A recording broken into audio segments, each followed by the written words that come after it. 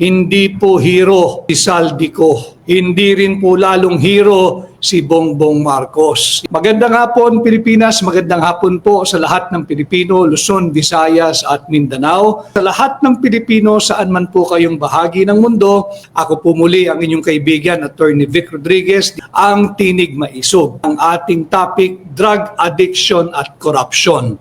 Okay, tuloy na po tayo, drug addiction at corruption.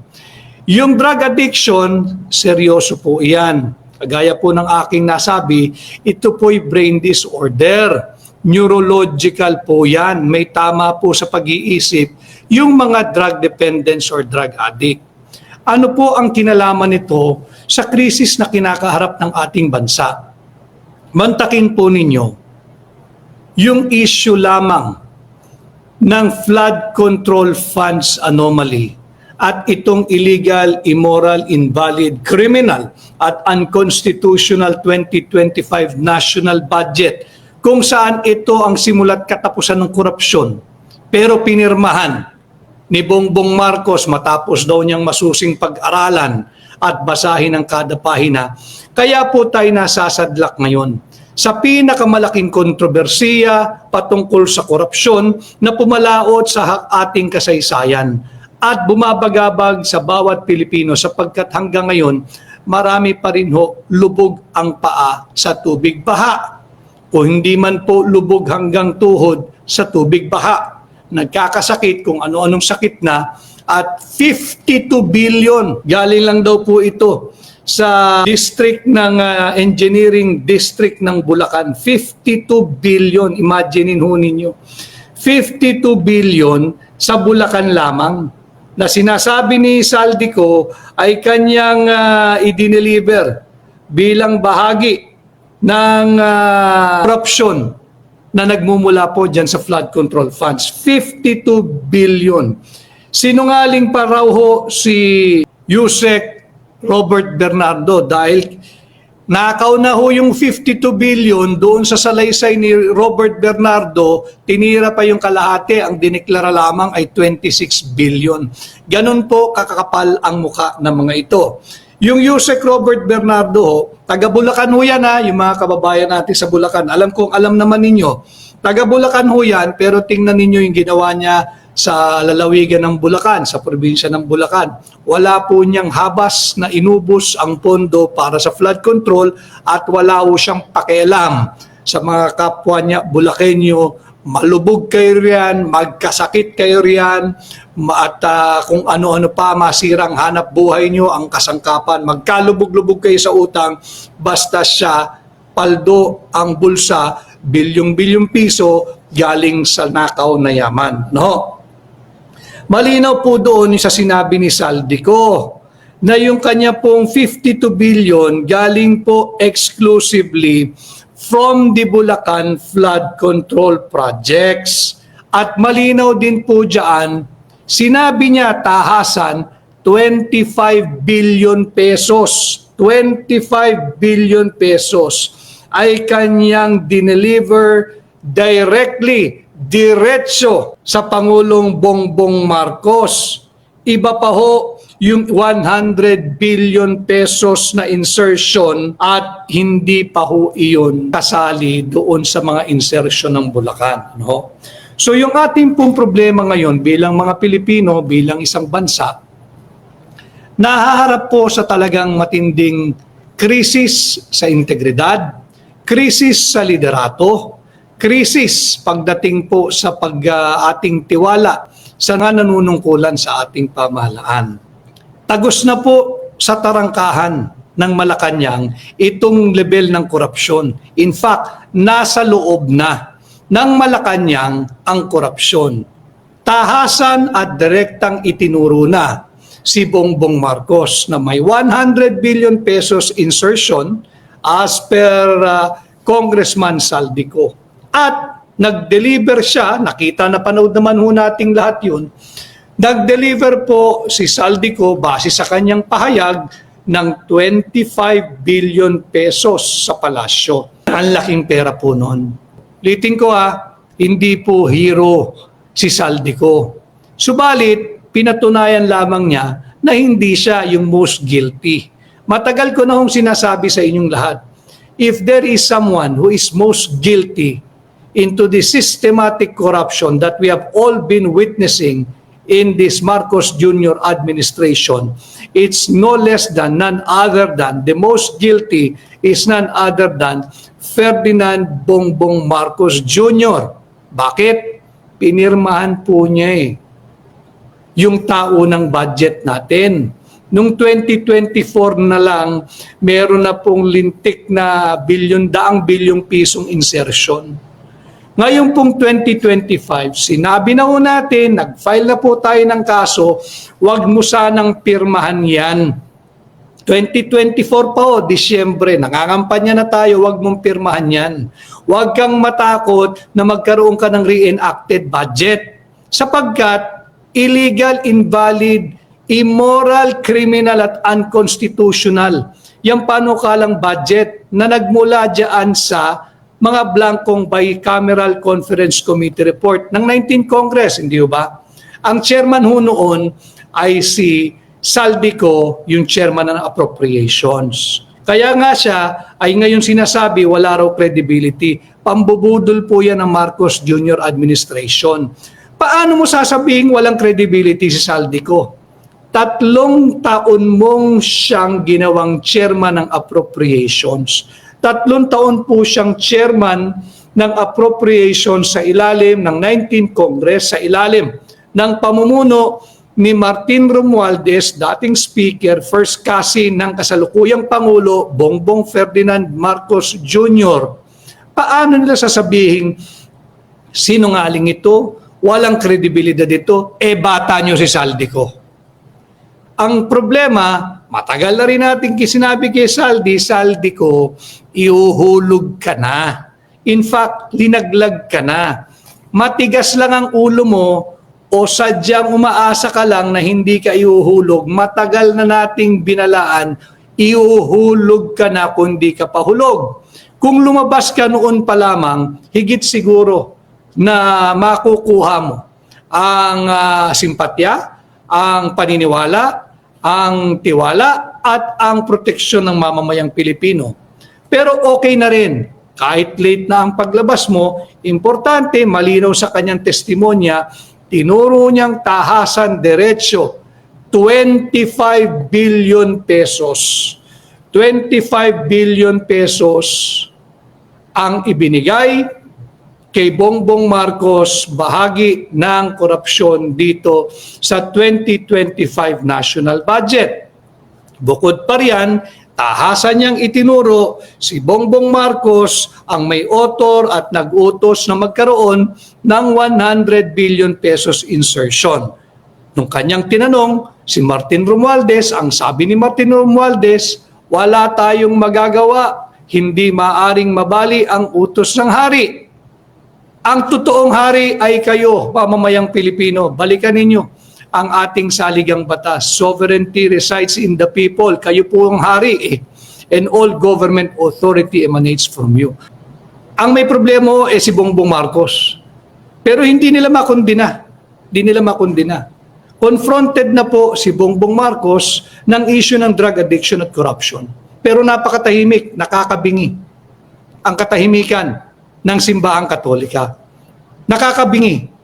Tila sinasabi, mas mainam na si Bongbong Marcos kesa yung constitutional successor. Alam mo ninyo, parang yung sinabing, sige na, gahasain mo kami araw-araw, nakawin mo lahat ng pera namin. Huwag lang maupo, dahil nga may constitutional succession tayo, yung ayaw namin. Hindi naman po ito patungkol sa simbahan lang ng mga Katoliko. Ito po'y usapin ng lahat ng Pilipino, anuman ang iyong relihiyon. May obligasyon sila na labanan ang kasamaan. May obligasyon silang magturo ng tama't mali. Dito po sa aking parish, kikita ko, tama naman, tumulong tayo. Subalit, kastiguhin natin yung mga nagnanakaw ng pondo natin. Pag may sakuna, ito po yung talagang napaka-ipokrito. Pati yung mainstream media, kaya ho kayo, yung mga nakasubaybay, wag na ho kayong magpapabudol sa mga ito. Tuwing may trahedya, may bagyo, may baha, may sunog, may kung ano man. magkakaroon po sila ng fundraising for the victims of typhoon ganito, for the victims of earthquake ganito. Ang daming pera ng gobyerno eh. Ninanakaw nga nila eh. Daang bilyon eh. Tapos, tuwing may sakuna, tatakbo kayo sa pribado, nakuba na halos lahat. Kakakayod, kakabayad ng buwis, traffic, yung traffic, patindi na ng patindi. Magpapakita kayo ng mga maramdaming video sa inyong programa, sa telebisyon, yung mainstream media, sa simbahan, mga ngampanya na mag-relief drive tayo, wala pong masama doon. Subalit, nakakasakit ng loob pagkausapin na ng pagbatikos sa mga nagnanakaw sa mga Pilipino, tahimik ang simbahan. Tahimik, napakatahimik. At pag kinakailangan tumulong, tatakbo sa pribado. Hindi ba ninyo nakikita? Daang bilyon, trilyong piso ang kinukurakot ng mga nasa pamahalaan. Ni hindi ninyo tugisin? Drug addiction na ang issue. Wala akong pakilama doon sa issue ng pamilya. Pag-usapan lang natin yung may accountability bilang Pangulo. Dahil wala po tayo pare-parehas pakialam doon sa away pamilya nila. Yan ay sumabog na po yan, problema ho nila yon. May pamilya po nila yan eh. May kanya-kanya tayong pamilya, may mga kanya-kanya din tayong concern sa ating mga kapamilya. No? Pero pagka ang pinag-uusapan na ay ang Pangulo ng Republika ng Pilipinas at mismo ang kanyang nakatatandang kapatid sa Pilipino pa, sa ating mga Pilipino, ate, manang, di ba? Mismo ang nagpahayag derechahan. At yung kanyang pahayag, malalim. Malalim, hindi lang po yung pinaguhugutan, kundi yung simula ng kanyang pahayag. Pagka napanood ho ninyo, at nakakatiyak ako napanood ho ninyo, ang kanyang testimonya, sinabi niya, bata pa lamang kami. Bata pa lang ho sila, wala pa ho tayo pare-pareho nun. Hindi ho ba? Yung mga kabataan, yung mga trolls, pakinggan ninyo yung sinabi ng kapatid ng iniidolo ninyo. Bata pa lamang sila ay gumagamit na ng droga. Nadala-dala hanggang ngayong Pangulo siya. So, wala pong maaring sumagot nitong iba kung hindi yung taong sinabihan at kwinento sa maharapan ng mamamayang Pilipino na gumagamit ng droga. Drug addict nga ang description eh. Drug addict ang description. Ito po yung problema ng ating bansa ngayon. Drug addiction at corruption. Tahimik pa rin no, ang simbahan. Meron po sila, may mga pa-noise barrage, ang nakalagay doon, BBM Sara resign. Hindi po dahil Sara Duterte ako, hindi ho. Ang issue po, pagnanakaw sa kaba ng bayan ng mga Pilipino. Ang issue po, mismo sa kanyang ate, personal knowledge ng kapatid eh. Personal knowledge na nakatatandang kapatid, bata pa lamang sila. Drug addict na ang kanyang kapatid. Kaya wala pong pwedeng magpasinungaling doon sa testimonya ng kanyang nakatatandang kapatid. Hindi po yun allegation. Sa aking pananaw, hindi po iyon allegation. Hindi po yun basta akusasyon. Yun po ay isang testimonya base sa kanyang personal knowledge. At yung kanyang personal knowledge, simula pa nung sila'y mga bata. Di naman po siguro 7 years old. Bakit sinabing bata? Yung teenager, di ba? Teenager hanggang sa naging young adult, yan na yan. Pero napakahaba po nung simula, nung testimonya, nung nakatatandang kapatid. At kung susuriin mo, ang kultura nating mga Pilipino, hindi po basta-basta gagawin na nakatatandang kapatid yun. Ate nga eh, mana nga eh. Diba? Pero again, I am not saying, hindi ko na ho i-interpret ko ano man ang motivation niya. Punta lang po tayo doon sa may pakialamang Pilipino. Yung drug addiction. Ito na po ang nagiging issue ngayon, drug addiction at corruption.